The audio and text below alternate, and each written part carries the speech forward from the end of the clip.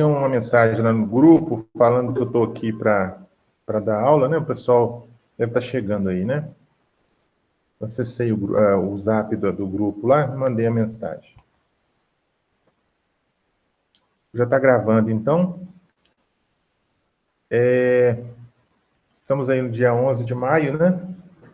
Essa aula, excepcionalmente, também vai estar gravada para a turma EFL 181, né?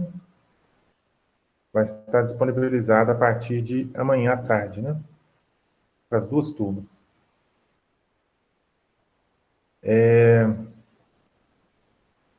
Vamos, então, compartilhar aqui a tela.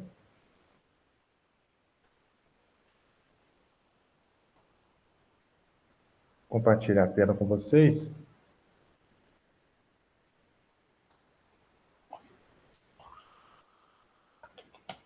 Então, nós temos aí, né, a tela compartilhada.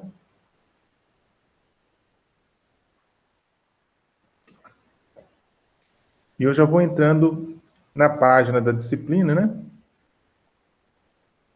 Qualquer dúvida, vocês podem abrir o microfone e perguntar, tá certo? Podem, né? Qualquer dúvida aí pode entrar aí, né? Abrindo o microfone, né? Que a gente vai tentar esclarecer a dúvida. Bom, então vamos lá na página da disciplina. Eu estou aqui com a página da AGR 191 aberta. E a turma EFL 181 também é a mesma coisa, né? Então, nós temos aqui as primeiras semanas, né? Primeira semana, segunda semana. A terceira semana que teve uma pesquisa que vocês entregaram, né? Principais bacias hidrográficas brasileiras e mundiais. A quarta semana teve envio do questionário dos capítulos 1 e 2 até o dia 5 de maio, né? E as aulas que eu dei, eu fui colocando aqui, né? Tá aqui, ó, videoaula da semana, assista. Videoaula da semana, assistir, né? Então tá aqui.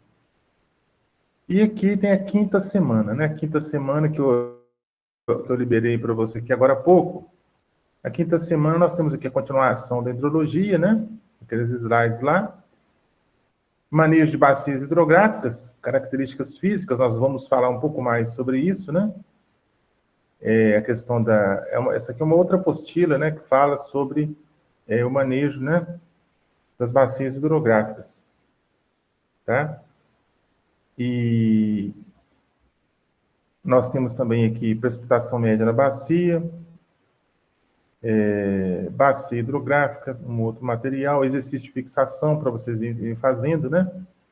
Eu coloquei aqui, exercício de fixação, por enquanto, aviso, por enquanto não precisa entregar esses exercícios. Então, só para vocês fazerem, né?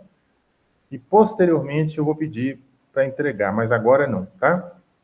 E tem aqui a próxima atividade avaliativa, né? Tem aqui, ó, artigo científico Cachoeira das Pombas, né? Cachoeira das Pombas, que fica em Guanhães, né? É um estudo científico que foi feito lá, aí vocês vão estudar esse artigo e fazer uma resenha para enviar, né? Leia atentamente o artigo e faça uma resenha para enviar. E tem aqui embaixo o envio, né? Onde vocês vão enviar, né? A resenha, envio da resenha do artigo científico sobre a Cachoeira das Pombas. Fazer uma resenha em PDF sobre o artigo científico da Cachoeira das Pombas, seguindo a mesma formatação da outra pesquisa realizada. Enviar para o professor até 18 de maio de 2021, às 23h59. Tá? E aqui a videoaula que eu vou depois mudar aqui, vou colocar outro link, né? Esse link aqui está desatualizado, eu vou colocar outro link para vocês aí. Se bem que o conteúdo que é falado nessa aula aqui é semelhante, né? Mas eu vou colocar o link da aula que vai ser dada, que está sendo dada agora, né? Está sendo dada hoje. Bom, eu preparei para vocês aqui, para início, né, da aula de hoje, um pequeno filme que está no YouTube, dura 20 e poucos minutos, e eu vou pedir para vocês, né, que vejam se ele está, né, vai dar para vocês ouvirem, né? Se vai dar para vocês ouvirem aí o áudio aí do filme, né? Então, eu vou passar o filme, aí vocês, se tiverem algum problema com o áudio, não estiverem ouvindo, vocês me falam, tá bom? Vamos entrar aqui então, né? Vamos entrar aqui no filme. Ele fala sobre bacias hidrográficas, né? Bacias hidrográficas. Então, vamos pôr o filme aqui. E aí vocês me falem, por gentileza, né? Se está tudo ok, se não, se está dando para ouvir, né? E se está tudo certo, né? Se tiver algum problema também, vocês falam, tá? Então, eu vou colocar um filme aqui, 27 minutos de duração, né? Vamos ver se vai dar certo. Se não der, eu paro o filme e a gente volta para a nossa apresentação. Vou colocar aqui. Água como elemento essencial A água, como elemento essencial à vida, deve estar disponível em quantidade e qualidade compatíveis com os usos e as atividades econômicas da população para garantir o desenvolvimento sustentável. Por isso, cuidar das nossas bacias hidrográficas é fundamental para a nossa sobrevivência e nosso conforto, porque é ela que guarda a água doce que usamos. Esse é o assunto do Saiba Mais de hoje.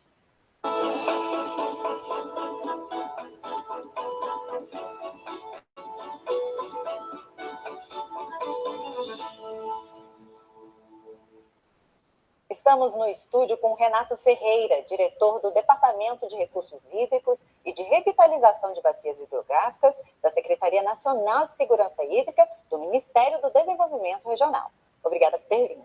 Obrigado a você. Renato, primeiramente, vamos entender quanto de água a gente tem no nosso planeta. Estima-se em torno de 1,4 bilhões de quilômetros cúbicos de água.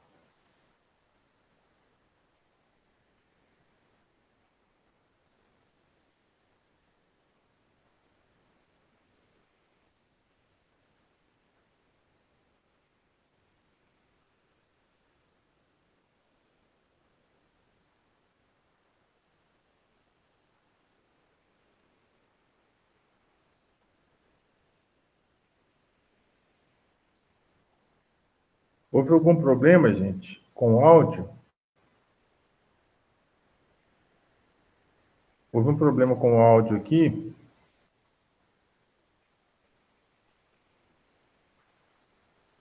Vamos ver aqui, né, o que está acontecendo.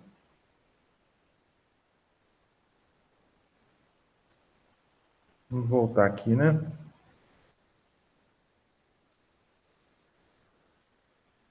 Vocês estão me ouvindo?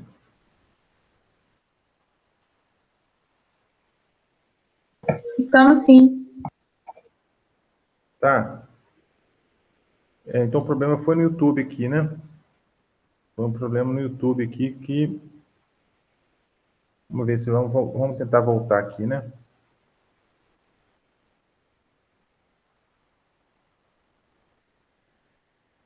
Tá sem áudio.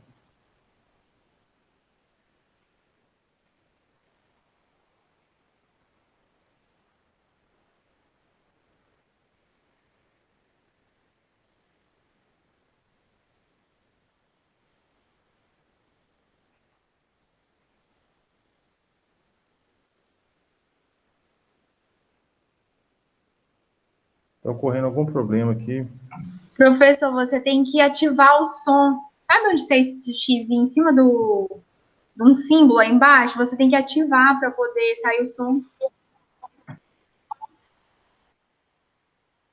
No próprio vídeo.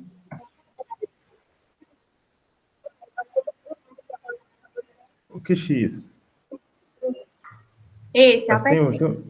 Onde? Você fala aqui embaixo? Peraí. Aqui. Não, aqui não é também. Mas, tá aí. Continua sem áudio. Que usamos. Esse é o assunto do Saiba Mais de hoje. Voltou aqui. Vamos lá, então. Vou colocar a tela cheia aqui.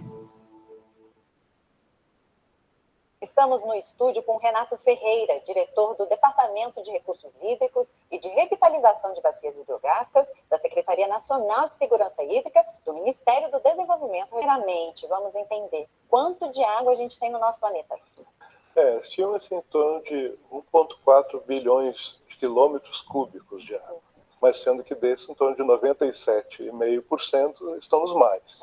Água então, salgada, né? Água salgada. Então nós temos em torno de 2,5% de águas doces no planeta. Mas dessas também, parte estão nas geleiras, parte são águas subterrâneas. Então é um volume realmente disponível de água muito pequeno, em torno de 1% que nós temos. E desse 1%, né, assim como de toda essa água, quanto que está no nosso país?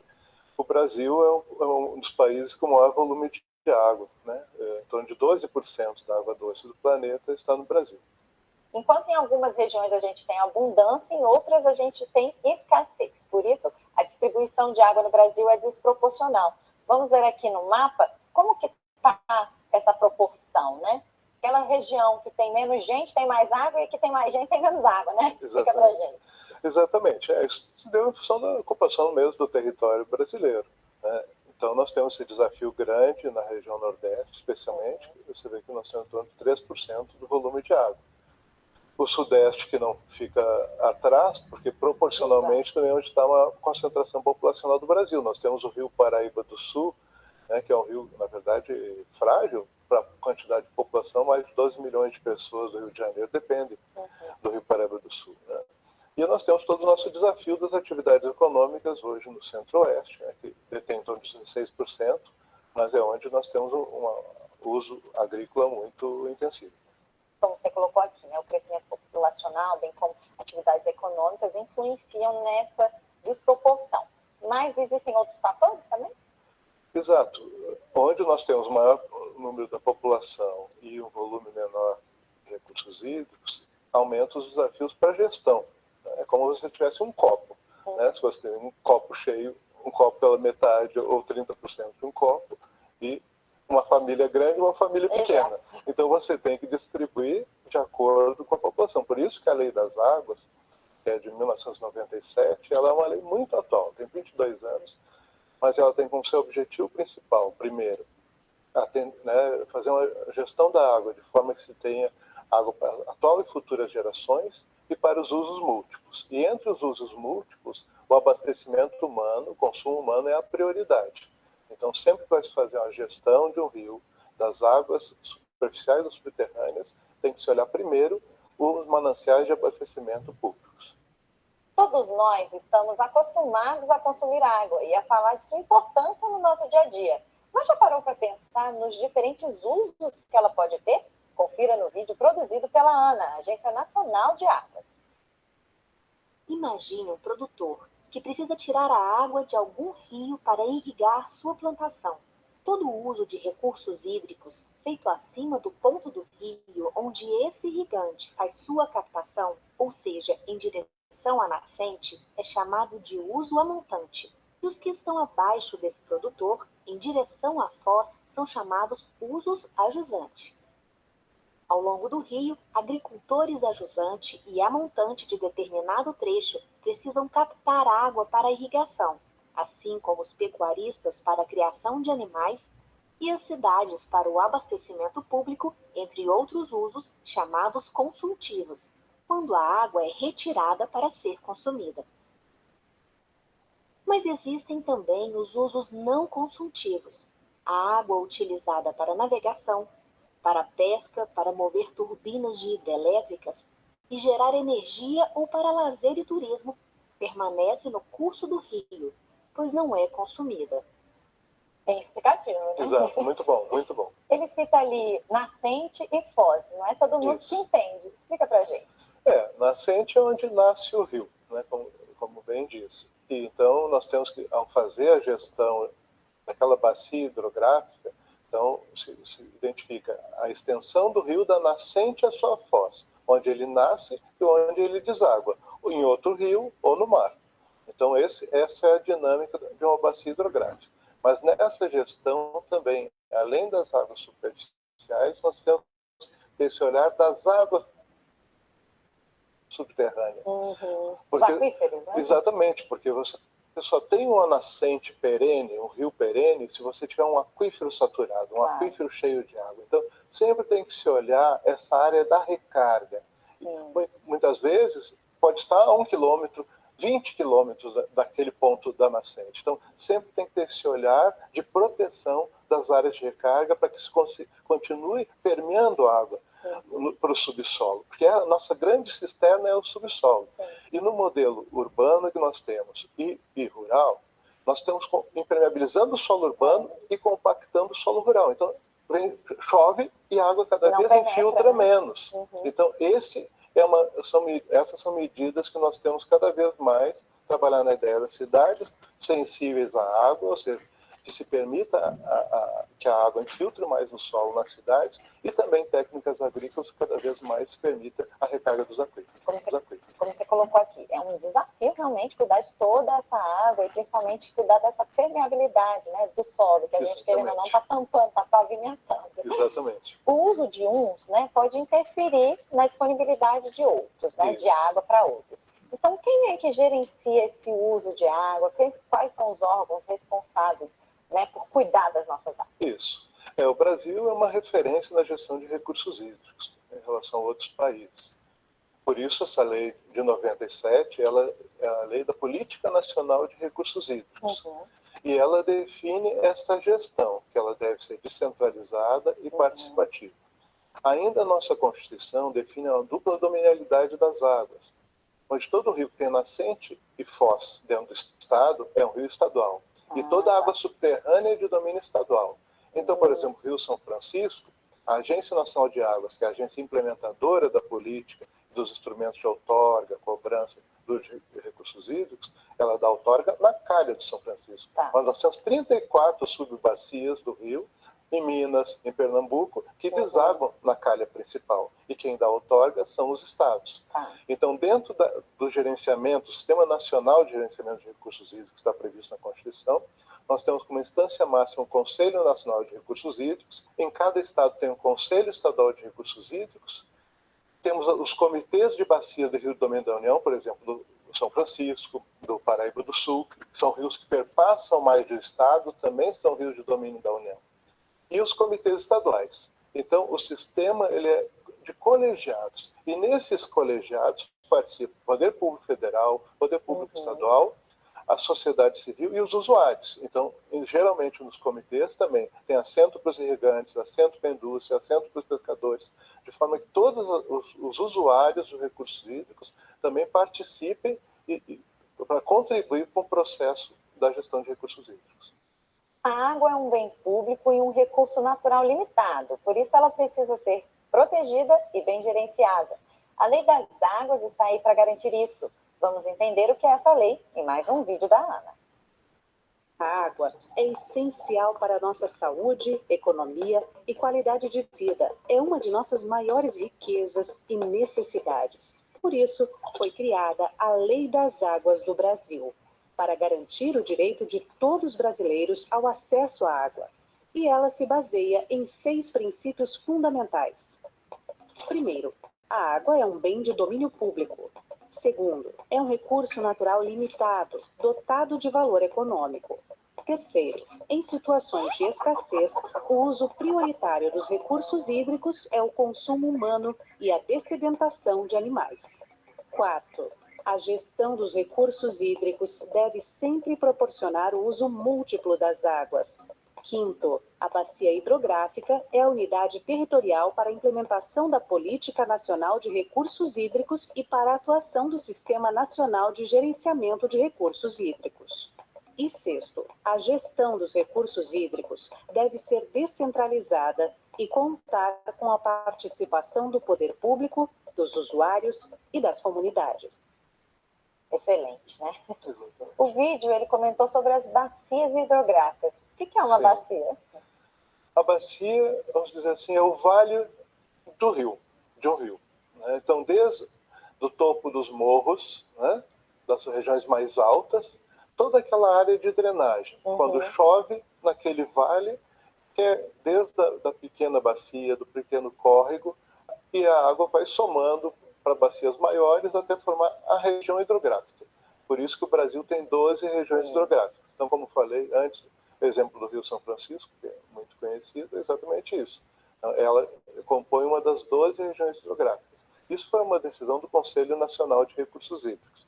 mas sempre procurando essa divisão do território a partir dos divisores de água. Então, quando tem um morro, né, um território mais alto, então quando chove, ou a água corre para uma bacia ou para outra. Por exemplo, aqui nós somos na bacia do Paranoá. Tudo que acontece aqui, né, nessa região, quando chove, vai para a bacia do Paranoá. Para ilustrar isso que você está falando aqui, nós temos aqui na tela, vamos mostrar como são essas 12 regiões, né, hidrográficas. Você já citou mesmo, né? A do São Francisco. E ali a gente tem várias outras regiões. Digamos que dentro dessas regiões que são as bacias e as subbacias. Subbacias e as microbacias, que são os pequenos córregos. Então, é uma divisão exatamente geográfica do território, né? Então, da hidrografia daquela região. Então, vai ser a composição do território e ali o caminho das águas. E como você colocou, né? Essas bacias que estão dentro dessas regiões, elas podem atingir vários estados e também serem compostas por vários rios. Por exemplo, o Paraná, né? Aqui nós temos as nascentes dos primeiros córregos da bacia do Paraná, que depois vai juntar com a do Paraguai e vai chegar lá em Buenos Aires. Então, por isso que esse cuidado, por isso esse território da bacia hidrográfica ela é muito importante, porque ela dá identidade. Ou seja, é a cidade que está a montante, acima, tem que cuidar do seu esgoto, cuidar do seu resíduo sólido, de forma a não contaminar aquele rio, porque abaixo alguém vai captar aquela água. Então, por isso que essa divisão da região hidrográfica, da bacia hidrográfica do território, e na política de recursos hídricos, então, existe o Comitê da Bacia, onde envolve o Poder Público Estadual, Federal e, por exemplo, os municípios. E ali há uma necessidade de um diálogo, porque às vezes existem conflitos de uso. Então, o comitê serve para esse diálogo de interesses e dos usos da bacia. Bom, são muitas bacias, né? Dá para citar aqui quais são as principais? Por isso a divisão do território nas 12 grandes regiões hidrográficas do Brasil, né? Algumas têm maior desafio, como falei antes. As bacias, a bacia do São Francisco, por exemplo, é uma bacia que nós temos uma atenção especial, até porque ela vem a abastecer agora com o projeto da integração do São Francisco, né? Paraíba, Rio Grande do Norte, o Ceará. Então, é uma bacia que nós precisamos ter uma atenção, e o governo federal vem dando uma atenção a essa bacia. Nós temos também a bacia do Rio Paraíba do Sul, como falei, que é um grande desafio. É uma situação de uma bacia que precisa de uma atenção especial. Também no sul, nós temos a bacia do Guaíba, por exemplo, que abastece Porto Alegre, toda a região metropolitana. Lá é menos uma questão de quantidade e mais de qualidade. Então, cada território, cada local tem a sua especificidade. Antes da gente encerrar esse primeiro bloco, nós vamos para a nossa primeira participação, que é do Plínio Oliveira, de Bauru, São Paulo. Atualmente, como está a situação das bacias hidrográficas em nosso país? Exatamente. Então, varia em função de qualidade e quantidade. Na região norte, por exemplo, nós temos uma quantidade, um volume de água muito grande. Mas por condições naturais, por exemplo, boa parte dos rios nós temos águas muito ácidas, né? Já para o sul, nós temos águas muito doces, mas que nós temos problema de qualidade para o lançamento de esgotos, para o lançamento de efluentes industriais. Então, essa questão da qualidade vai variar muito em função da qualidade, quantidade e dos usos, né, que temos na região. Mas, de uma forma geral, podemos dizer que fora essa região mais sudeste, né, sudeste-sul, em termos de qualidade, né, de uma forma geral, as bacias hidrográficas do Brasil ainda apresentam boa qualidade. Renata, a gente vai a um rápido intervalo, a gente volta já já.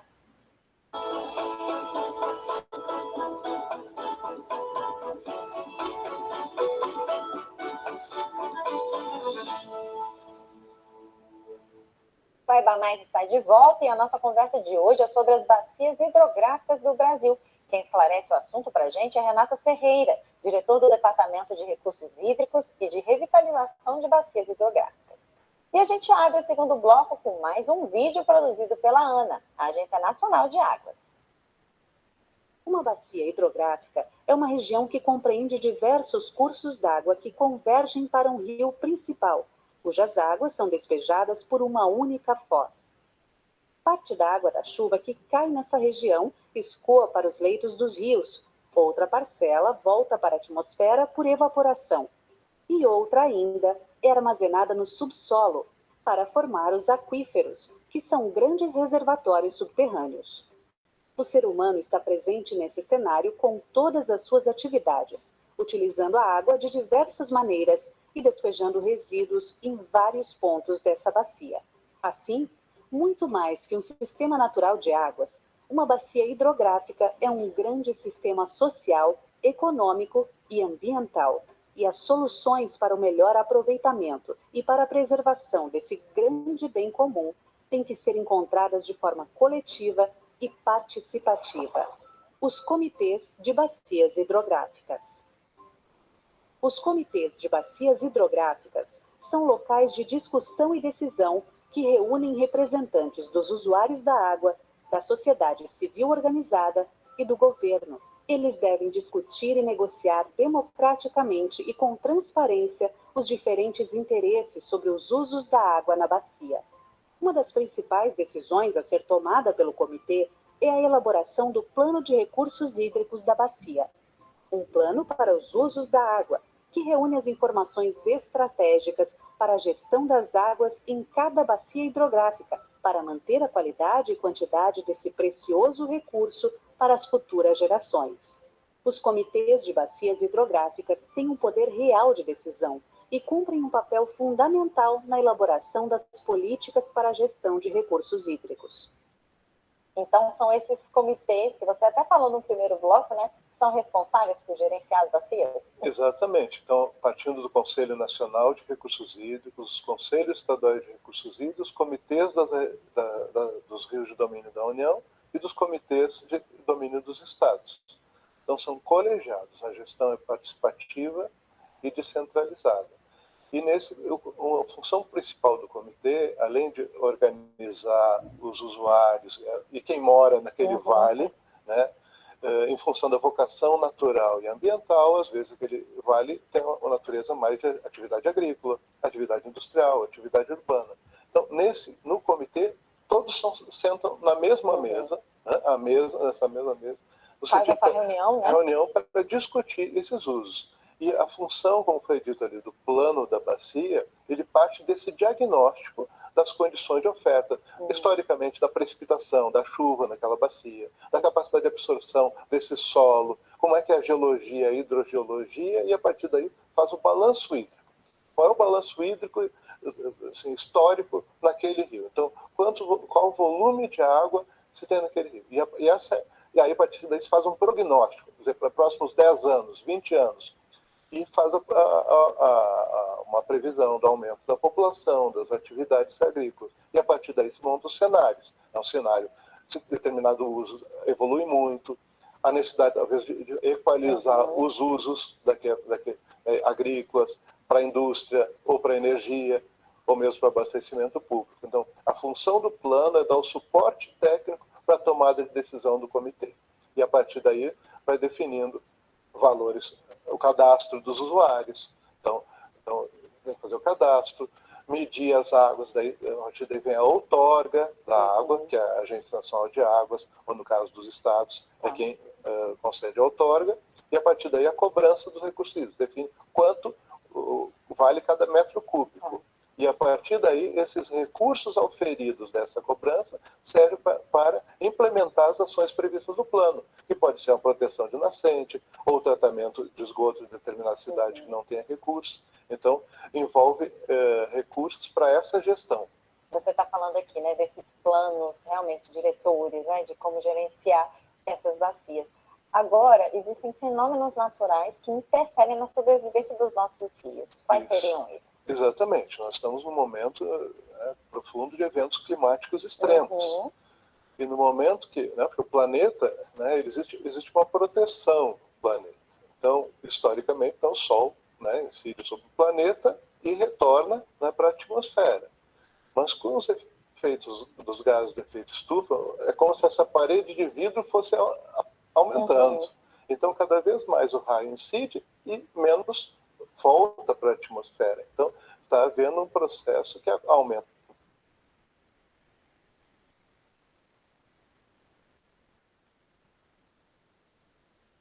a pressão, aumenta os furacões. Então, na verdade, não é nada muito diferente do que já acontece. Porque nesses 4 bilhões de existência do planeta, aconteceram muitos fenômenos naturais para chegar nesse clima que se conhece hoje, com chuvas, com período de secas. Então, o que está acontecendo é que está intensificando aquele evento crítico. Então, regiões onde acontecia seca, a tendência é dessa seca aumentar. Onde já havia chuva, esse período aumentar. Então, o evento crítico é aquele que está aumentando aquele evento extremo que já aconteceu. E sobre isso, nós temos um vídeo do Ministério do Desenvolvimento Regional. No ciclo hidrológico, a água da chuva infiltra-se no solo, recarregando os aquíferos, flui pelos rios, transpira das plantas e evapora, formando as nuvens. Em face da mudança do clima, que impacta fortemente o ciclo hidrológico, as últimas décadas foram marcadas por um aumento na ocorrência de eventos climáticos extremos em diferentes partes do planeta, com secas e enchentes cada vez mais severas. Esses eventos extremos decorrem de fenômenos globais e se manifestam de forma mais crítica, onde as condições ambientais locais encontram-se mais degradadas, afetando principalmente as populações mais vulneráveis. Então, essa mudança do clima está afetando fortemente o ciclo hidrológico. Por isso, essa situação de eventos críticos, de secas e cheias cada vez mais extremas. E outras situações, não só climáticas, né, ambientais, mas também a questão da atitude humana que interfere nessa sobrevivência dos nossos rios. Nós vamos aqui listar, né, quais são essas situações que geralmente degradam, estragam os nossos rios. Temos ali industriais, agropecuários, de mineração, ocupação urbana. Exato. Pois então, na verdade, o que se vê em função da crise hídrica que tivemos, especialmente no Sudeste, que as indústrias já entenderam a necessidade de começar a fechar o ciclo, né? O reuso cada vez mais vem fortemente aí. A agricultura também já há uma consciência muito grande no sentido de começar a fechar o ciclo. A natureza não tem perdas, né? A água do planeta é a mesma há bilhões de anos. Então, o planeta é um ciclo fechado. O que nós precisamos, como seres humanos, é aprender também a usar os recursos naturais de forma a gerar menos desperdício e cada vez mais trabalhando a ideia de fechar o ciclo. Por isso que hoje vem o conceito da economia circular. Então, todas as grandes atividades econômicas, elas estão cada vez mais entrando nesse conceito da economia circular, onde a água é um dos principais insumos do processo produtivo. Agora vamos falar de boas práticas, boas iniciativas. Exato. Sobre isso, temos a participação da Maiara Pardi, de Ribeirão Preto, São Paulo. Vamos acompanhar. Quais as novas tecnologias que favorecem a absorção de água pelo solo? O governo tem interesse em usá-las? Foi desenvolvido um asfalto e um revestimento de calçada para esse propósito. Muito boa a sua pergunta. Na verdade, durante o Fórum Mundial da Água, que a Agência Nacional de Águas que organizou no Brasil, aqui em Brasília, foi um evento que reuniu especialistas do mundo todo, a ONU lançou o relatório de recursos hídricos, né, do planeta, exatamente chamando para essa necessidade de olhar das soluções baseadas na natureza.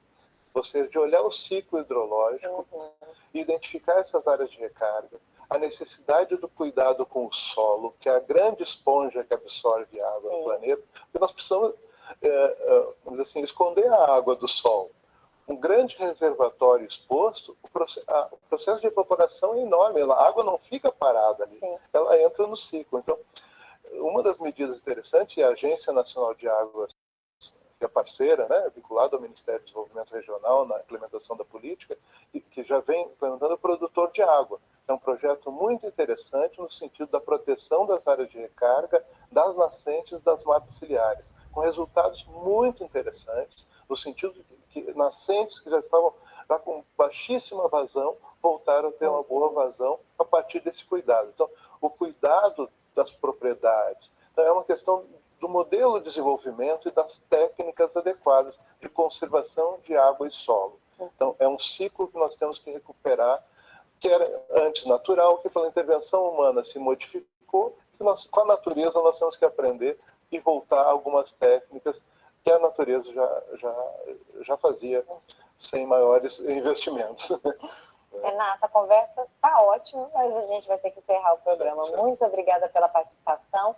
E quem quiser mais informações, você tem aí também outros relatórios como referência? Sim, importante. A Agência Nacional de Águas também lançou a Conjuntura dos Recursos Hídricos do Brasil, que traz um conjunto de informações sobre toda a situação dos recursos hídricos no Brasil. Então pode ser acessado pelo site da ANA. E também na elaboração do Plano Nacional de Recursos Hídricos, que está sendo o processo de elaboração para o período 2021 e 2040, nós vamos ter também como referência os Objetivos do Desenvolvimento Sustentável. São 17 objetivos, mas a água e saneamento estão no centro. Sem água não tem combate à pobreza, sem água não tem indústria, não tem agricultura. Então é de interesse de todos o cuidado com a água. Muito obrigada novamente. Obrigado. Garantir o acesso à água para todos os usos, respeitando a lei e conservando nossas bacias. Esse é o papel de todos. E assim a gente encerra o programa de hoje. Obrigada pela companhia e até a próxima.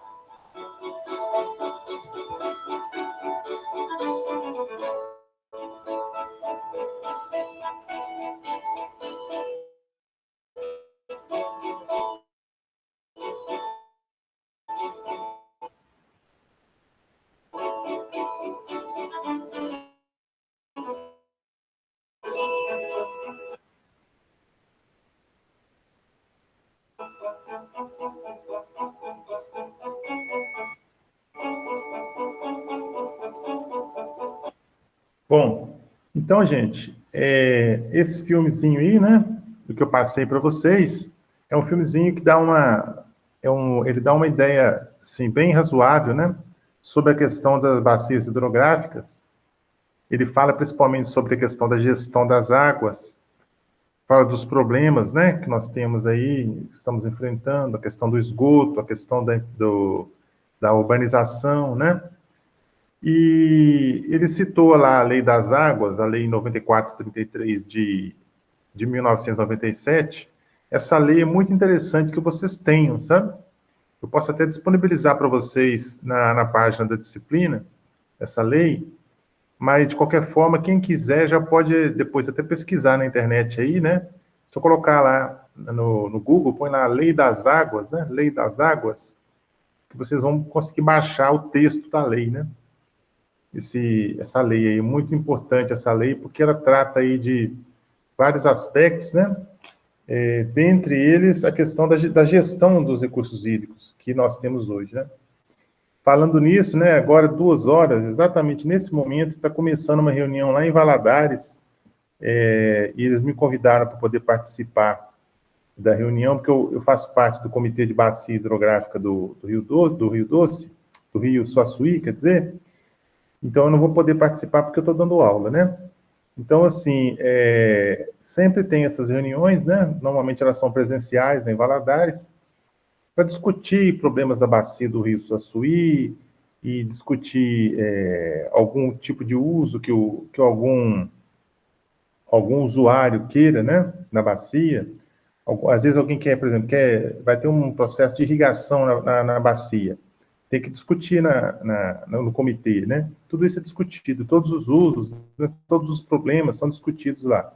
Então, hoje, infelizmente, eu não vou poder participar, né? Por causa da aula, né? Mas, assim, coincidentemente, né? Hoje vai começar agora, nesse instante, 2 horas, a reunião lá, né? Então, assim, se vocês baixarem essa lei 9433, Lei das Águas, vocês vão ver aí tudo que se fala lá sobre, principalmente, a questão da gestão da água. Muito importante isso aí, a questão da gestão, né? A gente conhecer um pouquinho como funciona a gestão, o que é uma água de domínio da União, o que é uma água de domínio do Estado, né?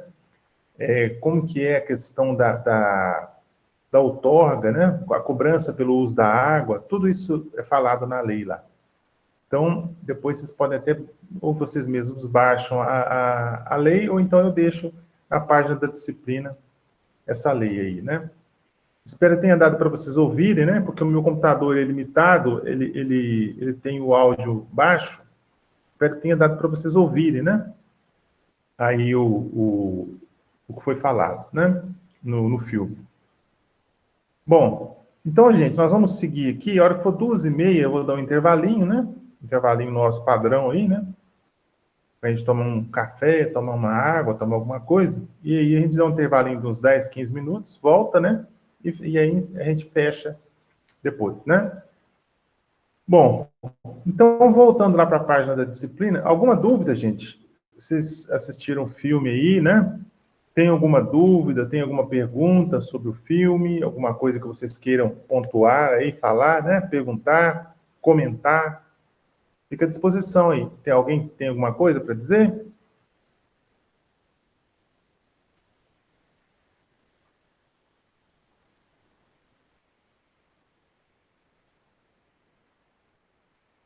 Tem não, né? Deu para entender bem, né, o que foi falado lá, né? Então tá bom. Vamos voltar aqui para a nossa aula. Tá tranquilo, né, Yasmin? Beleza. Então tá jóia. Vamos voltar aqui para a nossa disciplina. Nós temos aqui os slides que nós estamos abordando, né? Depois eu vou entrar neles outra hora. Vamos ver aqui manejo de bacias hidrográficas. Eu acho que é a apostila, né? A apostila que nós estamos... Cadê? Deixa eu ver aqui.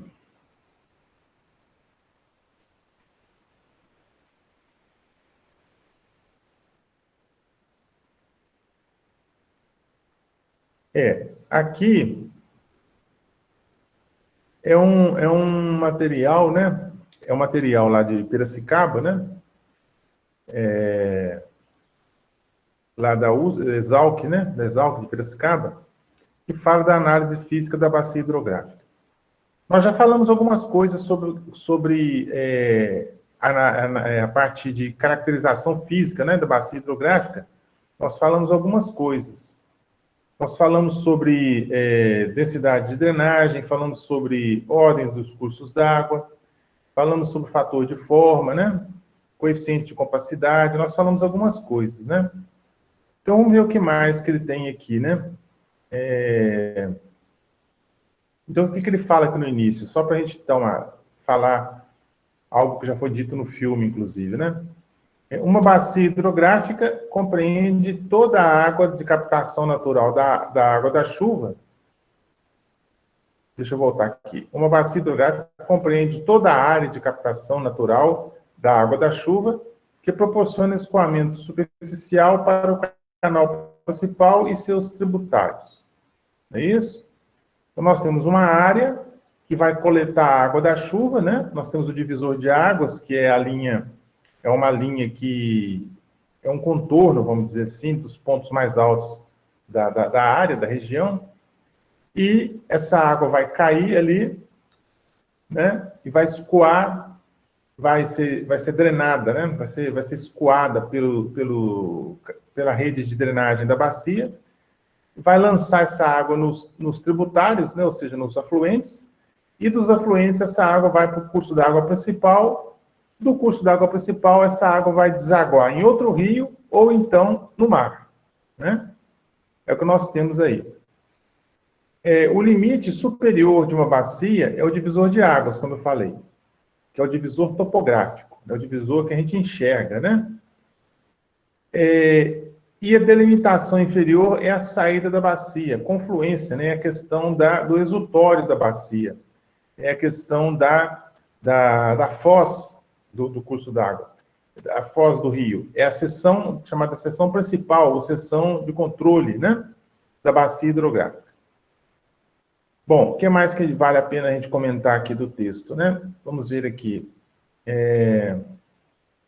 Nós podemos ter bacias com formatos, né? Diferentes, né? Dendrítica, treliça, retangular, paralela, radial, anelar. Então, eu posso ter bacias assim, ó, né? Os cursos d'água com essas conformações aqui, ó. É uma questão de caracterização física que nós estamos falando, né? O dendrítico é desse jeito, o treliça é desse jeito, né? Retangular, paralela, radial, anelar, né? Então, isso aí são padrões de drenagem, é questão física, né? Questão de formato da bacia, né? Nós temos aí esses diferentes tipos, né, de bacias aí. Bom, a questão, né, vamos ver aqui, o que ele traz mais aqui para nós. Aqui, nós temos o que eu falei lá atrás, o divisor topográfico, que é o divisor que a gente enxerga, não é isso? Então, deixa eu fazer um zoom aqui, para melhorar. Então, veja bem, olha só. O divisor topográfico está aqui, né? Ó. Então, aqui nós temos o ponto mais alto aqui, ele é o divisor de águas. Né? Então, unindo todos os pontos mais altos, nós temos o divisor de águas, chamado aqui de divisor topográfico, no caso, aqui. Né? Então, o que acontece? Nós temos... Por que eu falei que é o divisor topográfico? Porque existe também o divisor freático. O divisor freático, nesse caso, desse exemplo que ele deu aqui, está aqui, ó. Ele está aqui, onde o mouse está mostrando aí, né? Ele está aqui. Então, existe uma defasagem, né, entre o divisor topográfico e o divisor freático. O divisor topográfico está aqui, né? E o divisor freático está aqui. Existe uma defasagem, né? Porque, o que é o divisor freático? O divisor freático é exatamente o divisor real, né? O divisor real, ou seja, a água que tiver aqui no fundo, né? Que tiver em cima, ou seja, do lado direito, aqui, ó, à direita do divisor freático, essa água vai escoar para a direita. A água que tiver à esquerda do divisor freático vai escoar para a esquerda, né? Então, esse é o divisor freático, é o divisor que fica no subsolo, o divisor que você não enxerga, né? Ele é o real, ele é o real. O topográfico é o divisor que você vê. Você consegue ver o divisor topográfico, que é o divisor de águas topográfico, né? Pelo contorno da bacia. O contorno da bacia é exatamente o divisor topográfico. É aquilo que eu falei, né? Comparando a bacia hidrográfica com uma folha, né? A folha de uma árvore, o limbo, né? Exatamente é o divisor topográfico. É o divisor de águas, né? Vamos voltar aqui no zoom aqui, né? Bom, o que mais que vale a pena a gente falar? Aqui, né, eu comentei com vocês o padrão de cursos d'água, as ordem do curso d'água, nós já falamos sobre isso, né? Nós falamos sobre a lei de Orton, né? A lei de Orton, eu já expliquei para vocês, e aqui tem a lei de Strahler, né? A lei de Strahler, ela é bem semelhante à do Orton. Nós vamos ficar só com o conceito de Orton, né? A lei de Orton, só com ela. Vamos falar da classificação de Strahler, não, para não confundir, né? Bom, aqui nós temos a densidade de drenagem, que nós já falamos lá na aula, numa outra aula passada aí. Nós já falamos que é uma das características físicas, né? Que é o comprimento total dos cursos d'água, dos canais, dividido pela área da bacia, né? E aí eu falei para vocês que eu ia dizer, lá o autor fala que em torno de 0,5 km por quilômetro quadrado, a densidade de drenagem é pobre. E acima de 1,5 ou 3,5, se não me engano, densidade rica, né? Ou alta densidade. Aqui, aí eu falei assim, quando nós avançarmos um pouco mais, eu vou falar de uma outra classificação mais acurada, mais precisa, né? Que é exatamente essa aqui, ó, do Strahler, né? Ele fala o seguinte, que a densidade de drenagem em torno de 5 km por quilômetro quadrado, vou aumentar o zoom aqui, a densidade de drenagem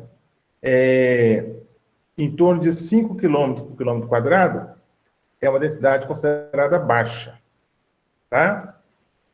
De 5 a 13,5 é média densidade de drenagem. De 13,5 a 155,5 km por quilômetro quadrado é alta densidade. E acima de 155,5, muito alta densidade. Então, é uma classificação mais precisa, né? Que o Strahler usa aí, ó. Usou, né, em 1957. Ele fez essa classificação aí, tá? Então, a gente pode usar essa classificação do Strahler aqui para a densidade de drenagem da bacia. Ok? forma da bacia, nós temos aqui o fator de forma, né, que nós já falamos também, né? É a área dividida pelo o comprimento axial ao quadrado, né? O que é o comprimento axial? Da foz, a distância da foz até o ponto extremo mais longínquo no espigão, ou seja, o ponto mais extremo da bacia. Ele não contabiliza os meandros, né, que a gente chama, ou seja, as curvas que o rio faz. Ele pega em linha reta. Então, da foz até a cabeceira, esse é o comprimento axial, né? Se você dividir a área pelo comprimento axial ao quadrado, você vai ter o fator de forma, tá? Então, por exemplo, nós temos aqui duas bacias. Vamos pegar aqui, ó, duas bacias, tá? Olha só. Duas bacias, né, que têm a mesma área, olha só. Essa bacia aqui, ó, ela tem uma área de 20 km quadrados. E essa outra bacia aqui também 20 km quadrados. Né? Só que essa bacia aqui, ela tem um comprimento axial de 10 km. E essa aqui tem um comprimento axial de 5 km. Certo? Apesar de ter a mesma área, elas têm um comprimento axial diferente. Então, se eu dividir a área pelo comprimento axial ao quadrado, eu vou ter um fator de forma para essa bacia de 0,2 e para esse aqui um fator de forma 0,8. Certo? Então, eu tenho um fator de forma diferente, né? E o fator de forma muito próximo a 1 é uma bacia mais circular, é uma bacia que tem mais problema de cheias, tá? Então, esses fatores aí que eu calculo, eles me ajudam a dizer coisas sobre a bacia, né? Por exemplo, se a bacia tem um risco maior de enchente, de inundação, né? Ele fala isso aí.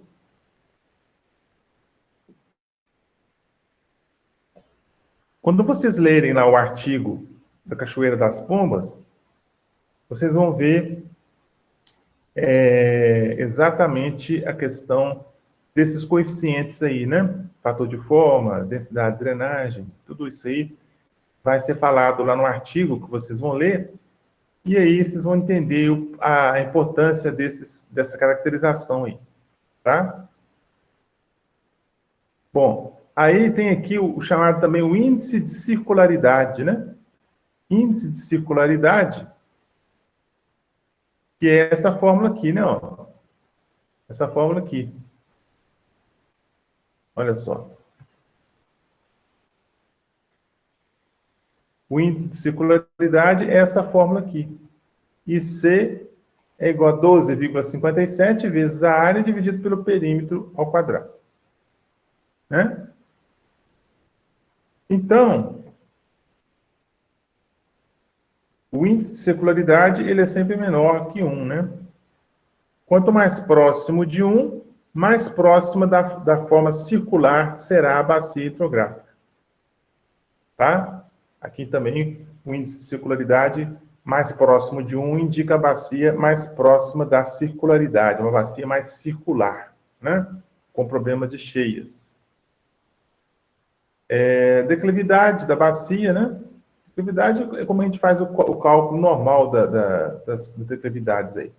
A declividade média é dada da seguinte forma, a declividade da bacia. Como é que eu calculo? Eu vou ter a distância entre as curvas de nível que estão na bacia, né? Eu tenho a bacia, o desenho das curvas de nível, você já deve ter visto sobre curva de nível, como que é. Então, a distância, vamos dizer que a distância entre as curvas de nível seja de 20 metros, que é padrão, né, normalmente. Vamos dizer que seja 20 metros. Então, 20, né? O L é o comprimento total das curvas de nível. Qual é o comprimento total das curvas de nível? Você tem que medir no desenho, né? Saber qual é o comprimento total das curvas de nível. Então, distância das curvas vezes o comprimento total das curvas dividido pela área da bacia, em metros quadrados. Tá? Isso vezes 100. Aí você vai ter o quê? Declividade média dada em porcentagem. Vamos dizer que a declividade média seja de 25%. Então, essa é a declividade média da bacia hidrográfica. Tá? O que mais que nós podemos mostrar para vocês aqui? Altitude média, né? A altitude média, o que vai ser? A altitude média vai ser exatamente aqui, ó, somatório de H sobre N. Então, vai ser, quem que é o H? H é a altitude nas interseções que nós vamos ter na bacia, e N é o número de interseções, né, na bacia. Bom, aí, o que ele faz? Ele tem aqui uma tabela, né, que nós não vamos entrar.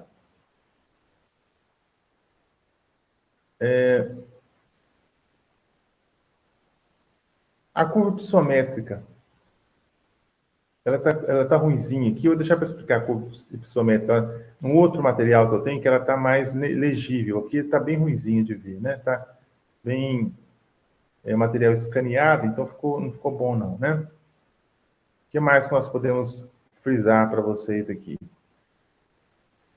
Bom, acho que só, né? Deixa eu ver aqui mais. Questões. Aqui já entra no questionário e tal. Beleza, exatamente isso. Vamos voltar aqui. Bom, voltando aqui, na página da disciplina ainda, né? Vamos ver se volta aqui. Vamos voltando, né? Vamos voltando aqui na disciplina, na página. Deixa eu ver se está ok aqui o áudio. Tá, beleza.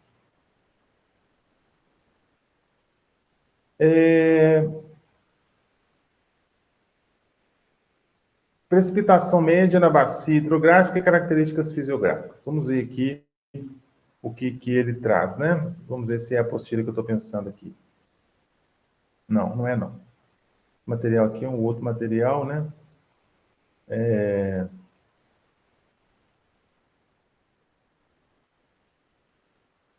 Aqui, ó, vamos ver aqui.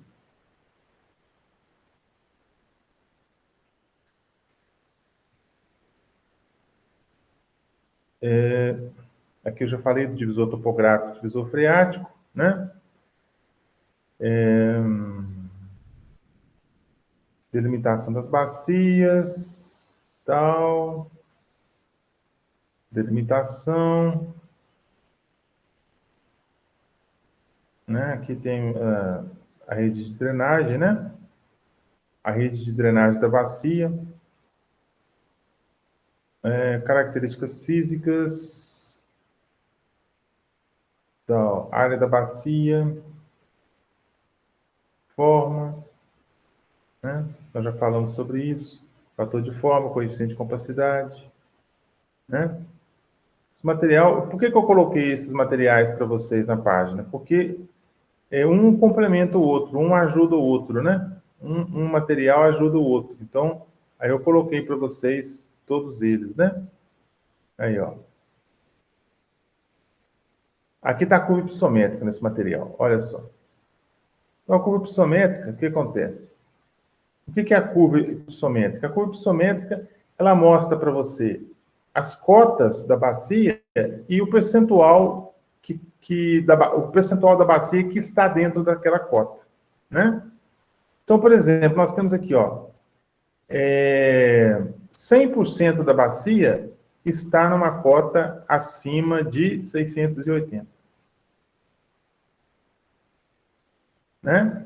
100% da bacia, aqui o mouse mostrando, 100% da bacia está numa cota acima de 680. E 0%, né? O zero fica aqui embaixo, 0% da bacia está numa cota inferior a 940. 0%, né? Inferior não, superior, né? Superior. Então, 0% da bacia está numa cota superior a 940, ou seja, não tem nenhum ponto da bacia em que a altitude, em que a cota seja maior que 940. O maior valor é 940, né? E aqui, 50%, aqui, ó, metade da bacia está numa cota superior a 800, a 700 e... Cadê? Aqui é a mediana, né? Altitude média. Cadê? 50% da bacia está numa cota superior a 770 e outra metade está numa cota inferior a 770, né? É a cota média, né? E aqui, ó, a partir desse quadro aqui, ó, a partir desse quadro é que eu fui construir a curva ipsométrica, que é essa curva aqui, né? Então, essa curva aqui, ó, ela é a representação gráfica dessa tabela, desse quadro, né? A representação gráfica desse quadro é essa curva, chamada curva ipsométrica, tá? Bom, o que mais aqui, né? Acho que é só isso, né? Aqui é a bacia com as curvas, ó. Eu tenho a bacia, né? Aqui em verde está o divisor de águas. Em verde está o divisor de águas. Em preto estão as curvas de nível, né? As curvas de nível da bacia, né? Então, aqui eu tenho a curva 100, a curva 110, curva 120, curva 130, curva 140, curva 150. Então, tem 10, as curvas estão entre 10 e 10 metros. De 10 em 10 metros tem uma curva, né? Normalmente ela vem de 20 em 20, aqui está de 10 em 10 metros. Então, eu tenho aqui, como eu tenho o desenho, normalmente esse desenho está com escala, né? Ele está com escala, e aí fica fácil, então, de eu medir com escalímetro, eu consigo medir as distâncias aqui, né? Consigo medir as distâncias. E eu sei também as distâncias verticais, porque eu tenho as curvas de nível, né? Eu sei, por exemplo, que esse ponto que está aqui em cima, na curva 150, a diferença de nível dele para esse ponto que está aqui embaixo, na curva 100, é 50 metros de desnível. É importante eu saber, né? Eu sei que a bacia, o quê? O escoamento da água vai, evidentemente, daqui, ó, nesse sentido, ó. Da curva 150 para a curva 100, né? Da curva mais alta para a curva mais baixa, o escoamento da água. Bom, acho que aqui é só isso, né? Aqui é só isso. Vamos voltar aqui.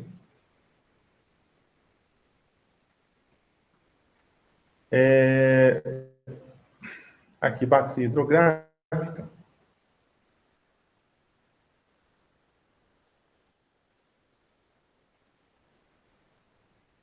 A apostila que eu queria ver, ela não está aqui. Eu vou ter que procurar depois.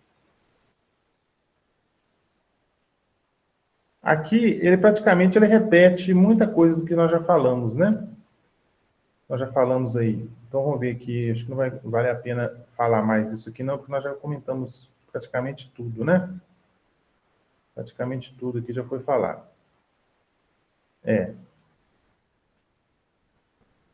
A apostila, ela deve estar em outro local, né? Deixa eu ver se está aqui. Segunda apostila. Ah, não, essa é a segunda apostila. Essa aqui que nós falamos, né? Ó. Segunda apostila texto do curso de hidrologia é essa aqui que eu estava procurando, né? Eu já mostrei para vocês na aula passada essa segunda apostila aqui, ó. Que é muito boa, tá, gente? Essa apostila aqui é excelente, ó. Escola Politécnica da USP, né? Departamento de Engenharia Hidráulica e Sanitária e da disciplina Hidrologia Aplicada, do curso deles lá. Aqui é muito boa essa apostila. Ela ajuda, né? Ela complementa aquela outra apostila que nós estamos usando, por isso que eu chamei de segunda apostila, né? E aí ele fala também, olha só, coisas que nós já comentamos. Uso do solo, tipo de solo, fator de forma, índice de compacidade, índice de conformação, declividade da bacia, elevação, declividade do curso d'água, tipo de rede de drenagem, ordem dos cursos d'água, densidade dos cursos d'água, densidade de drenagem, né? Então, aí vale a pena vocês entrarem, né? Lá e dar uma olhadinha depois nessa apostila aí, tá? Eu sei que não é complicado ficar imprimindo muita coisa, é difícil, né? Então, vale a pena vocês, né, entrarem lá. Por exemplo, ele tem aqui, ó, ele dá um exemplo de fator de forma, cálculo do fator de forma, né? Que nós comentamos na aula passada. O que ele fala do fator de forma? Olha só esse exemplo aqui, ó, que ele deu. Do fator de forma. O que é o fator de forma? Vai ser a largura média da bacia dividido pelo comprimento axial, né? Então, eu tenho aqui, ó, eu tenho aqui 3, 6, 8. Eu tenho valor para 8 larguras da bacia, ó. 17, 26, 29, 32, 29, 28, 25 e 20. São as 8 larguras que eu tenho para a bacia. Dividido pelo comprimento axial, que é 50 quilômetros quadrados. 50 quilômetros, desculpa. 50 quilômetros. Então, ele pegou o quê? O que ele fez para calcular o fator de forma? Somou todas as larguras, aqui, ó, 17 mais 26, 20 mais 25, mais 28, mais 29, mais 32, mais 29, mais 26, mais 17. Dividido por 8. Por que 8? Porque são 8 valores, né? 8 valores de largura. Dividido ainda por 50, que é o comprimento axial aqui, ó. Medido aqui na linha reta aqui, ó. Da foz à cabeceira, né? Então, encontrou-se aqui um fator de forma de 0,515. 0,515, tá? Então, assim que você calcula o fator de forma. Mesma coisa ele faz com o índice de compacidade, né? Um exemplo também que ele traz aqui para o índice de compacidade, o índice de conformação, né? Então, aí, né? Tem também um material interessante para vocês darem uma lida depois aí, né? Para complementar o capítulo 2 da apostila, né? Que fala de bacias hidrográficas. Esse material aqui, ele é interessante, que vocês possam dar uma olhada, né? Bom, antes da gente ir para o intervalo, que já está na hora, depois do intervalo nós vamos entrar aqui no nosso... eu vou explicar um pouquinho sobre o exercício que vocês vão fazer, né? E vamos dar seguimento aqui.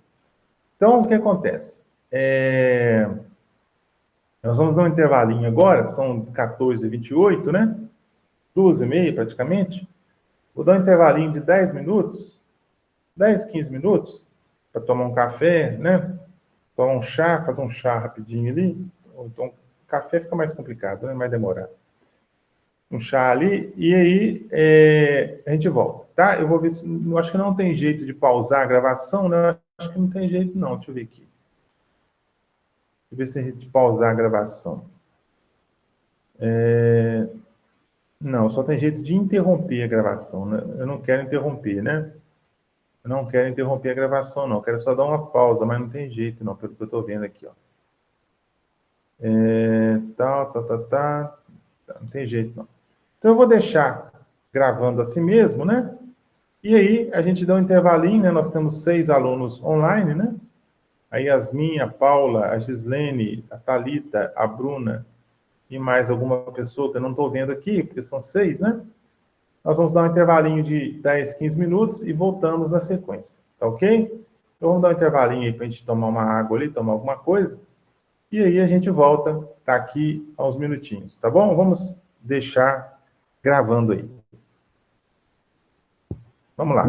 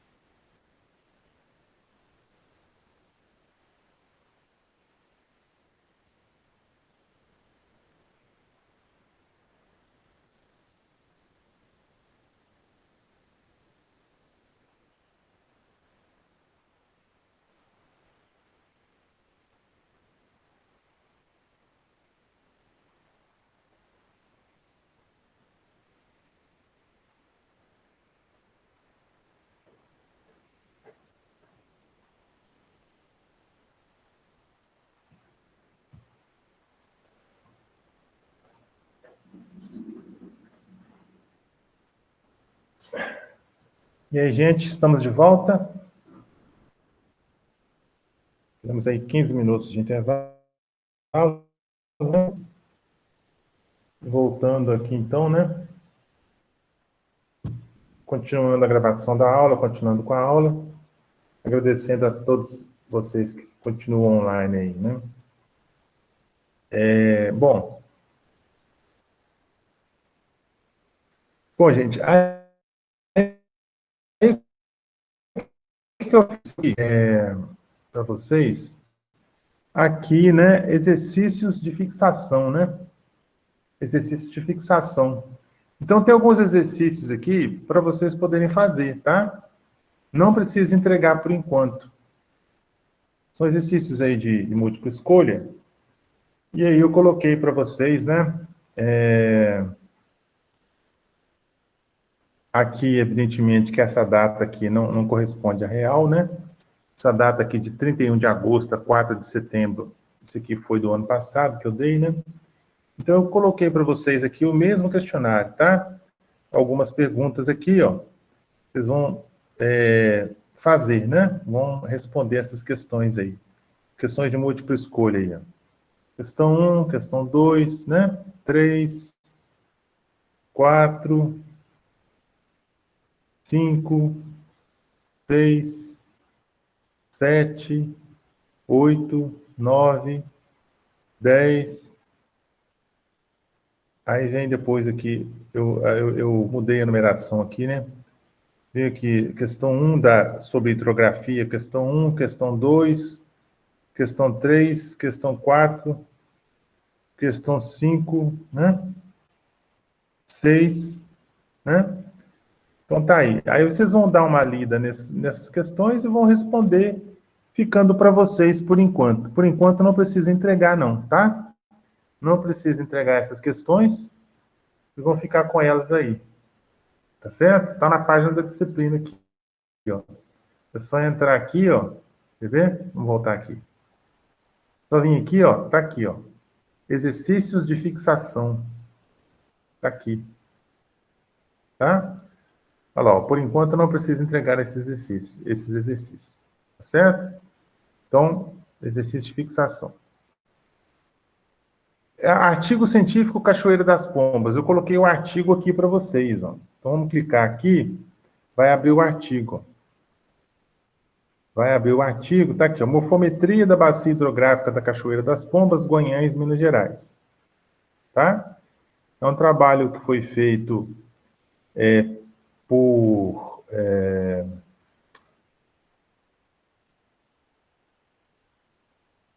são lá da Ciência Florestal da Universidade Federal de Viçosa, né?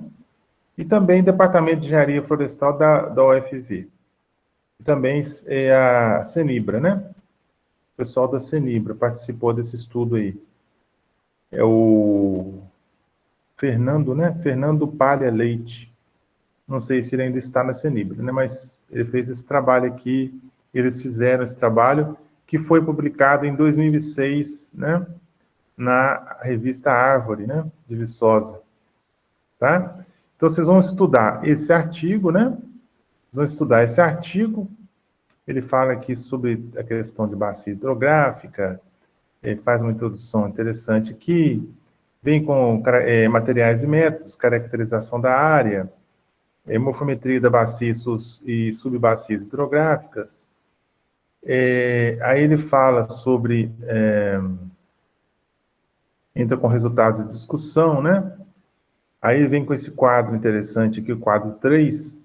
Aí ele traz a área de drenagem, perímetro, coeficiente de compacidade, fator de forma, índice de circularidade, padrão de drenagem, orientação, declividade mínima, média, máxima, altura mínima, média e máxima, declividade média do maior curso d'água, comprimento total dos canais, comprimento do canal principal, ordem da bacia, densidade de drenagem, né? Então, é que eu falei, nós precisamos ter vários fatores de características fisiográficas para poder falar alguma coisa da bacia, né? Se eu pegar só, por exemplo, vamos dizer que eu pego só o índice de circularidade e aí eu vou querer falar alguma coisa da bacia. Não é o ideal, né? O ideal é que eu tenha outros fatores também junto, para que eu tenha uma conclusão melhor, né? Para que eu possa falar melhor da bacia, né? É o que ele trouxe aqui, ó. Ele tem aqui, ó, área de drenagem, perímetro, coeficiente de compacidade, fator de forma, índice de circularidade, padrão de drenagem, né? Orientação e outros mais. Então, ele trouxe vários fatores para poder comentar. Aí vocês vão estudar esse artigo, né? E vão fazer uma resenha do artigo, né? Para poder apresentar aqui para mim, né? Então, aí vocês vão ter, né, até o dia... deixa eu lembrar que o dia que foi. Até o dia 18, né? Dia 18 da terça-feira da semana que vem, né? Vocês vão fazer essa resenha e enviar até o dia 18. Tá certo? Bom, então nós vamos voltar lá para... Aqui, ó, continuação, né? Vamos voltar lá para o que nós estávamos falando, né? Algumas aulas para trás aí. Vamos ver onde nós paramos. Bom, eu creio que nós paramos aqui, né? Ó. Nós paramos na questão da precipitação, né? Precipitação, pluviometria, né? Bom, então vamos aqui. Bom, então nós falamos da bacia hidrográfica, né, que nós temos aí vários fenômenos, vários processos acontecendo na bacia hidrográfica, como precipitação, como escoamento superficial, como infiltração, né, como evaporação, transpiração, escoamento superficial, escoamento de base, escoamento subterrâneo, subsuperficial, né? O de base é o mesmo subterrâneo, são sinônimos. Escoamento de base, escoamento subterrâneo é sinônimo. Escoamento subsuperficial, então nós temos esses processos acontecendo aí. Um dos processos mais importantes da bacia hidrográfica é a sua... Peraí, minha cadeira deu uma falhada aqui, né? Vamos ver aqui. Eita, cai não. Não pode cair não, né? O encosto dela tem hora que fica bambo. Bom. Um dos... Volta. Eita, meu Deus.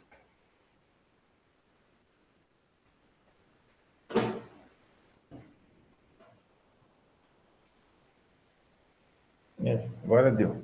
Agora deu, né? Um dos processos mais importantes da bacia hidrográfica é exatamente a chuva, né? Precipitação. Então, nós precisamos, dentro da bacia hidrográfica, nós precisamos conhecer qual é a precipitação que acontece na bacia ao longo do ano, né? E também, consequentemente, ao longo de vários anos. Ao longo de vários anos. Nós precisamos conhecer isso. Tá certo? Nós precisamos conhecer isso aí. Então, o que nós fazemos? Nós temos que medir a precipitação. Nós precisamos medir a precipitação. Para medir a precipitação, nós temos os pluviômetros. Os pluviômetros, né? Eu acho que tem uma ilustração aqui, ó. Deixa eu ver se tem um pluviômetro. Ilustração do pluviômetro aqui. Cadê? Tá aqui, ó. Um pluviômetro, né? Então, o pluviômetro, ele é uma estrutura assim, ó, né? Ele pode ser caseiro também, tá, gente? Você pode fazer um pluviômetro em casa, né? Com garrafa PET de 2 litros, né? Ou de 3 litros, né? Não tem problema, não. Você pode usar qualquer um dos dois aí. Dá para fazer, né? Você corta a garrafa PET na base, vira ela de cabeça para baixo, né? E aí você vai usar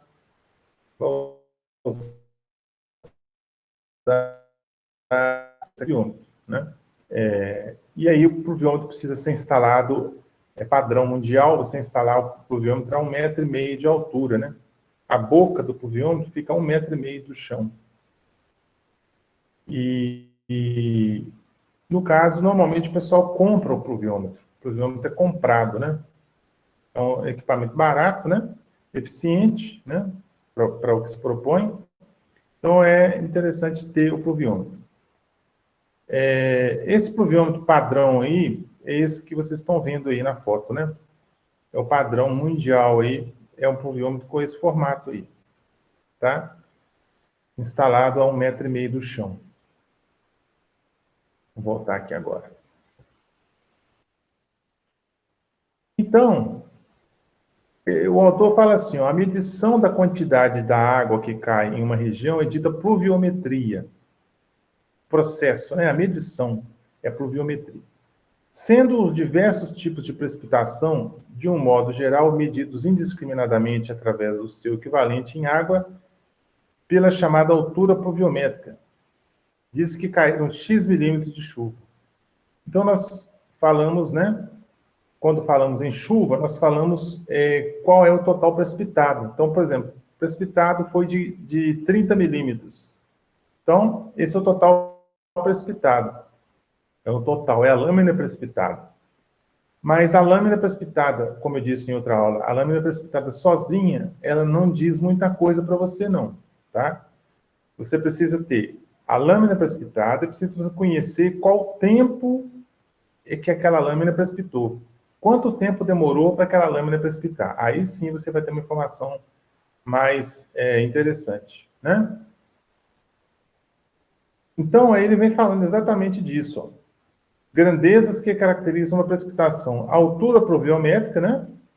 Que é a espessura média da lâmina d'água precipitada que recobriria a região atingida pela precipitação, admitindo-se que essa água não infiltra, não evapora, nem escoa para fora dos limites da região. A unidade de medição habitual é o milímetro da chuva, né? Você fala em milímetros. Quantos milímetros precipitaram? 30 milímetros, 20 milímetros, né? Então, é a altura pluviométrica, tá? É uma das grandezas. Você tem que conhecer a altura pluviométrica. Um outro fator, uma outra grandeza que você precisa conhecer é a chamada duração da chuva, ou duração da precipitação. É o período de tempo durante o qual a chuva cai. As unidades normalmente utilizadas são minuto ou a hora. Então, eu posso falar, choveu tantos milímetros por minuto, ou tantos milímetros por hora, né? Posso falar por dia também, não tem problema não, pode ser por dia, por ano, né? Por ano, duração em ano fica meio complicado, né? Mas duração em hora, em minuto, é mais comum, né? Principalmente hora, a duração, né? Bom, a intensidade, que é muito importante, né? É a precipitação por unidade de tempo, obtida pela relação I, que é a intensidade de precipitação, é igual a H, que é a lâmina precipitada, dividido por X, que é o tempo, né? O tempo de precipitação. Então, expressa-se normalmente em milímetro por hora ou milímetro por minuto. A intensidade de uma precipitação apresenta variabilidade temporal, mas, para análise dos processos hidrológicos, geralmente são definidos intervalos de tempo nos quais é considerada constante. É claro que a precipitação ela é variável, né? Ela varia. É difícil você ter uma precipitação aí constante durante várias horas, vários minutos, né? Igual, uma precipitação igual. Então, oscila muito. Existe, né? Existe em algumas partes do mundo, por exemplo, na Europa, né? A região lá da Holanda, Dinamarca, aqueles países daquela região lá, o que acontece? No período de chuva, tem períodos de chuva que tem aquela chuva que é uma chuva constante, é uma chuva praticamente constante, né? Praticamente, porque tem algumas variaçõezinhas, mas vai chover uma quantidade praticamente constante durante um grande período de tempo. Então fica aquela chuvinha, vamos dizer, aquela chuvinha fraquinha durante várias e várias horas, precipitando a mesma coisa praticamente. Aí é uma situação diferente, né? Agora, na nossa região aqui, por exemplo, na região tropical aqui, você tem chuvas, né, variando a intensidade, né? Começa a chover forte, depois diminui um pouquinho, aumenta mais, aumenta mais ainda, depois para, né? Então tem esse tipo de variação aí, dependendo do local que você está falando, do local do mundo que você está se referindo. Mas a intensidade ela é muito importante, porque você pode dizer, né, por exemplo, pensando na hidrologia, pensando na bacia hidrográfica, você pode dizer se uma chuva é mais ou menos erosiva, né? Se é uma chuva mais ou menos agressiva para a bacia, em cima do valor da intensidade, né? Então, por exemplo, eu falo assim, choveu 50 milímetros em 1 hora. 50 milímetros em 1 hora. Então, se eu dividir 50 milímetros, né? 50 milímetros em 1 hora. Então, o que vai ser? 50 milímetros por hora, né? Então, vai ser uma intensidade muito alta. 50 milímetros por hora é altíssima, né? É uma precipitação altíssima. 50 milímetros por hora. Agora eu falo, choveu 50 milímetros em 24 horas, em um dia, né? Então, 50 dividido por 24 vai dar 2, mais ou menos, 2 e pouquinho. Então, olha a diferença. Um é 50, o outro é 2 milímetros por hora, né? Então, aquela chuva que foi 2 milímetros, os problemas causados por ela vão ser muito menores do que aquela chuva que foi de 50 milímetros por hora, né? Porque a chuva de 50, ela vai causar mais erosão, vai causar mais assoreamento, né? Mais escoamento superficial. Então, tem esses problemas aí que você vai ter na bacia hidrográfica.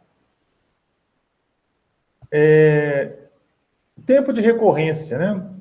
O tempo de recorrência, ele representa o quê? Ele representa, como o próprio autor diz, ó, é interpretado o seguinte, ó, é interpretado na análise de alturas pluviométricas ou intensidades máximas, como o intervalo médio em número de anos em que se espera que ocorra uma precipitação maior ou igual à analisada.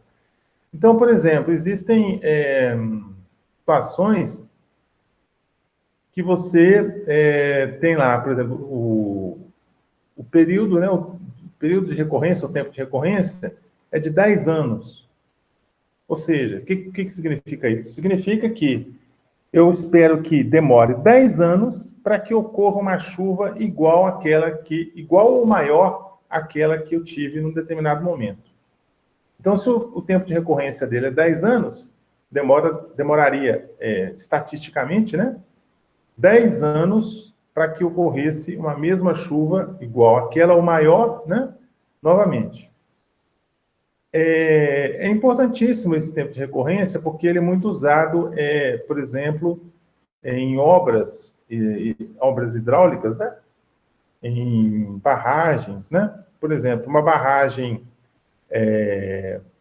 usada para uma barragem usada para captação de água para irrigação, normalmente você vai construir essa barragem e você vai usar um tempo de recorrência, normalmente eles usam 10 anos, tá? Para irrigação é 10 anos o tempo de recorrência. Agora, se for uma barragem para uma usina hidrelétrica, aí é mais, 100 anos, 500 anos, né? 1000 anos. Então, quanto mais risco, quanto mais segurança eu quero dar à obra, quanto mais segurança eu quero dar à obra, maior é o tempo de recorrência que eu vou usar. Só que vai ficar bem mais caro, né? A obra fica muito mais cara. Existem usos que não precisa usar um tempo de recorrência alto. Né? Você não precisa usar um tempo de recorrência de 100 anos, de 300 anos, não precisa.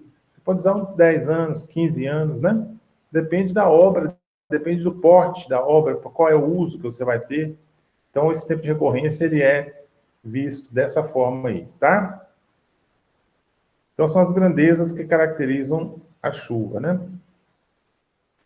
Tem também a frequência de probabilidade, que é o inverso do tempo de recorrência, né? O tempo de recorrência é 1 dividido pelo tempo de recorrência. É o inverso do tempo de recorrência, ou seja, a probabilidade de um fenômeno igual ou superior ao analisado se apresentar em um ano qualquer. Probabilidade X%, né? Tantos por cento.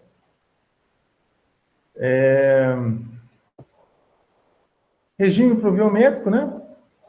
é o conjunto de características dessa mesma região resultantes da precipitação média e distribuição, frequência e duração das chuvas, sendo cada região caracterizada pelo seu regime pluviométrico. Então, o regime pluviométrico é característico da região, né? Então, por exemplo, São João Evangelista tem um regime de chuvas aqui para nós. O que acontece aqui para nós e para a nossa região, por exemplo, tropical aqui, região sudeste principalmente, né? O que acontece basicamente aqui na região sudeste? Minas, Espírito Santo, São Paulo, Rio de Janeiro. Eu vou ter chuva no verão, é um verão chuvoso, né? Verão chuvoso e o inverno seco, né? Então, nós estamos caminhando para o inverno, né? Nós estamos em maio, o inverno começa no mês que vem. Então, nós estamos no outono. O outono já é mais seco, né? Por natureza, ele já é mais seco. Ele é uma estação mais seca, né? O inverno mais ainda, né? Então, nós vamos ter um inverno seco e o verão chuvoso para a nossa região, né? Existem regiões do Brasil que é o contrário, né? A gente tem um inverno chuvoso e um verão seco, né? Existem regiões também que tem o inverno chuvoso e o verão chuvoso também, chove o ano todo, né? Região, por exemplo, o extremo norte do Brasil, né? Então, você tem lá algumas regiões que chove o ano inteiro, a temperatura é alta o ano inteiro, não varia muito, né? Não tem uma amplitude térmica considerável, a amplitude é pequenininha. Então, tudo isso, né, está relacionado aí ao regime pluviométrico, né? É a caracterização da região, é um dado característico da região. Cada região do planeta tem lá seu regime pluviométrico específico, né, característico. É claro que existem variações ao longo do ano, né? Ou ao longo dos anos, melhor dizendo. Eu posso ter ano que chove menos, numa estação que deveria chover mais. Posso ter todas essas variações aí. Pode acontecer. Aqui ele mostra como que calcula, né, a precipitação, no caso de você adotar, por exemplo, pluviômetro com proveta, onde a proveta não tem a graduação em milímetros, né? Porque o que acontece? Normalmente, quando a gente compra o pluviômetro, você compra o pluviômetro, né? Esse pluviômetro, ele já vem com a proveta, e a proveta ela é graduada em milímetros e não em ml, né? Ela é graduada em milímetros e não em mililitros, ml. Então, quando você coloca a água da chuva dentro da proveta e lê ali o valor já dá quantos milímetros choveu.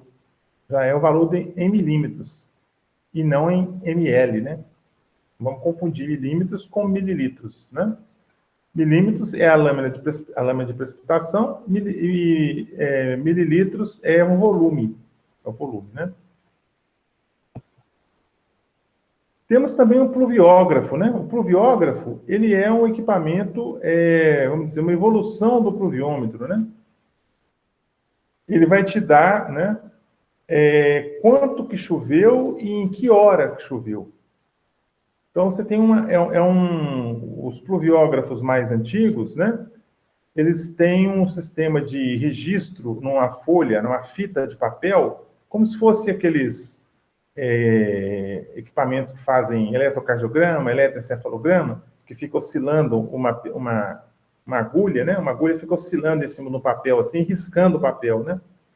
Então, no caso do pluviógrafo, ele vai registrando numa fita de papel o quanto que está chovendo em determinado horário. Então, por exemplo, eu quero saber quanto que estava chovendo dia 10 de janeiro, às 2 horas da manhã.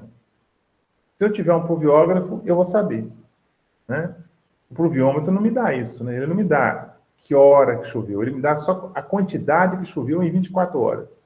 Não tem como eu saber qual foi a variação da chuva ao longo das 24 horas.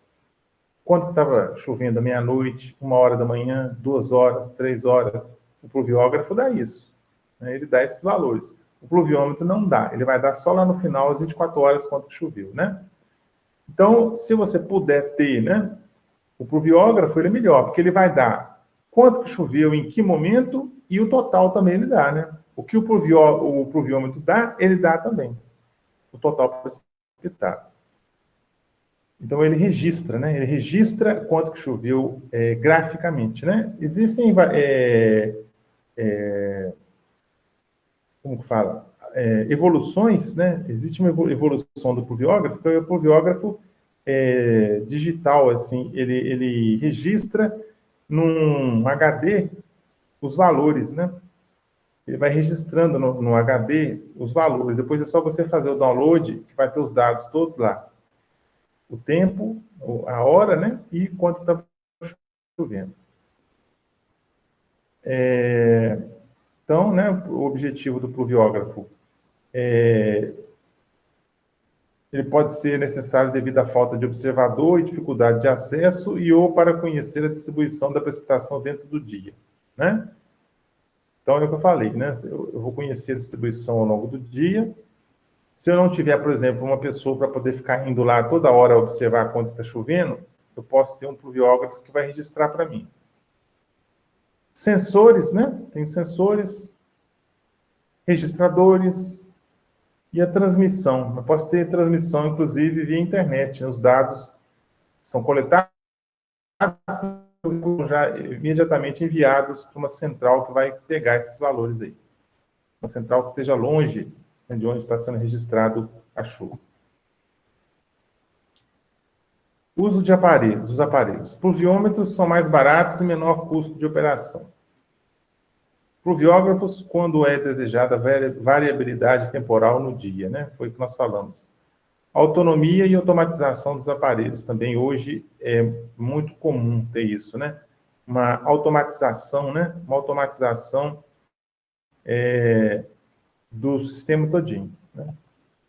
Então, tá aí o pluviômetro, né? Que nós falamos. O pluviógrafo está aqui, ó. Está aqui o rolo de papel, né? Aqui está a agulha. Ele vai oscilando aqui e vai registrando na...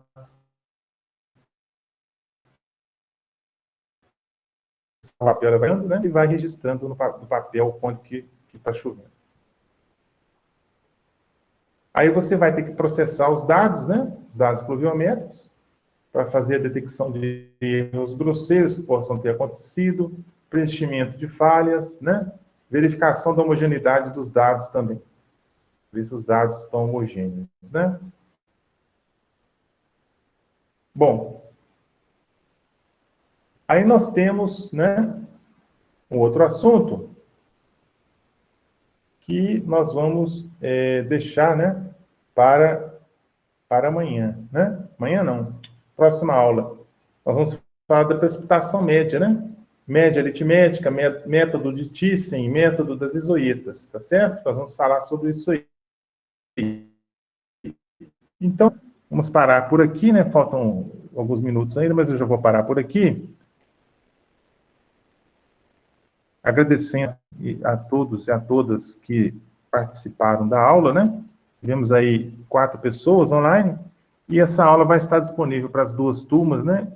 Amanhã, na parte da tarde, eu já vou deixar disponível, né? Na página da disciplina, né? E não esqueçam do trabalho, o próximo trabalho que está na página da disciplina também. Dá uma olhadinha lá depois, tá bom? Um abração a todos, né? E boas aulas e até a próxima, se Deus quiser. Boa tarde. Boa tarde.